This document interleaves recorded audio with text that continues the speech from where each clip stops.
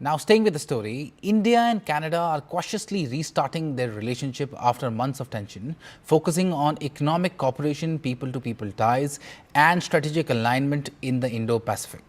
The reset is deliberate and pragmatic, with both sides resuming dialogue on trade, mobility, and security. Take a look at this detailed report by my colleague Siddhant Mishra.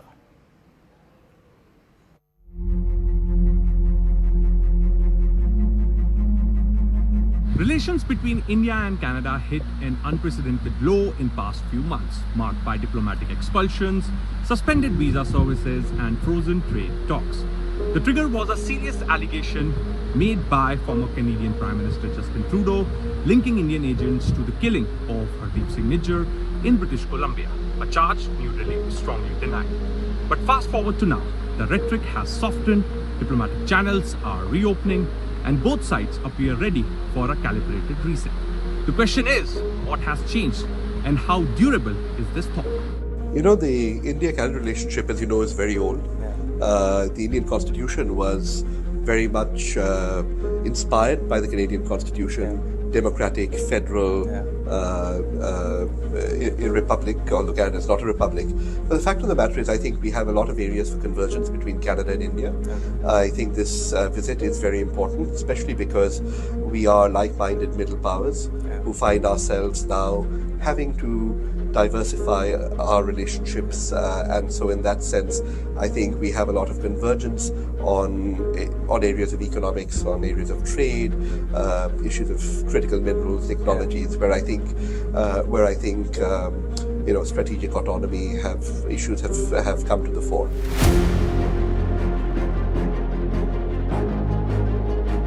Behind the scenes, officials from both governments have resumed engagements at multiple levels. Many high-level ministerial visits took place between the two countries, including the visit of NSAG Global to Canada.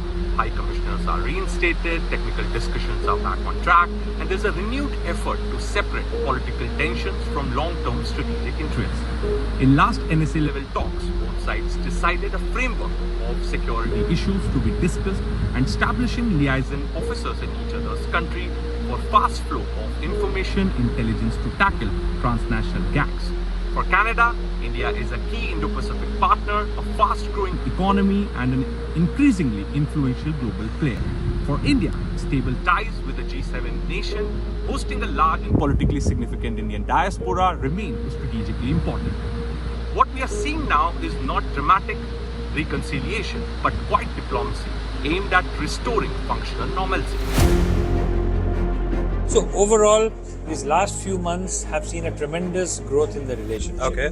Mark Carney's visit right now will put the seal on that. Okay. And develop it to the next level.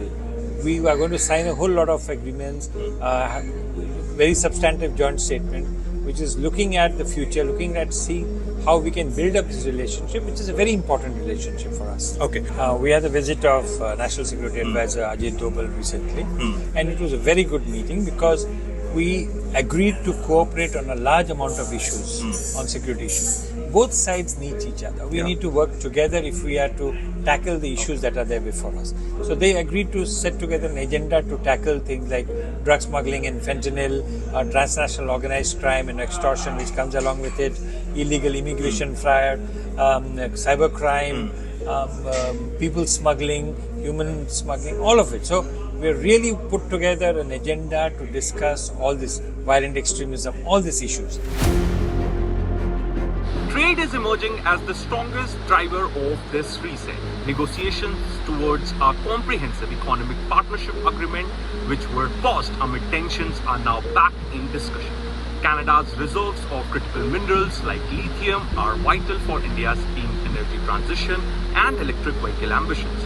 At the same time, Canadian businesses see India as a major market for investment, technology collaboration, and supply chain diversification. In geopolitics, economics often compels engagement even when political trust is still rebuilding. Yeah, so one of the key areas that is also obviously around beyond the investments in terms of dollars into from Canada into India is about building new things. So building more of renewable energy systems in India, that's very crucial given the energy demand in India, and that Canadian companies are already invested in and delivering. There is big focus from India on the infrastructure build-out, from roads, ports, and airports, and so on. So India's got such a long and vast tradition of art and culture and institutions supporting it. And for me, working here at the National Gallery of Canada, I've had the good fortune actually since about the 2010s to be looking very closely at many of the museums, many of the artists, certainly within contemporary art, but also within historical art. And so I think that art is always an area that can bring together diplomacy, can bring voices together, stories together. This reset is cautious and calculated. Both New Delhi and Ottawa appear to recognize that prolonged confrontation serves neither side's strategic interest.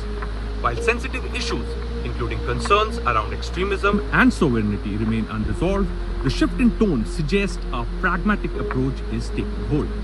Diplomacy, after all, is rarely about perfect alignment. It's about managing differences while protecting national interests.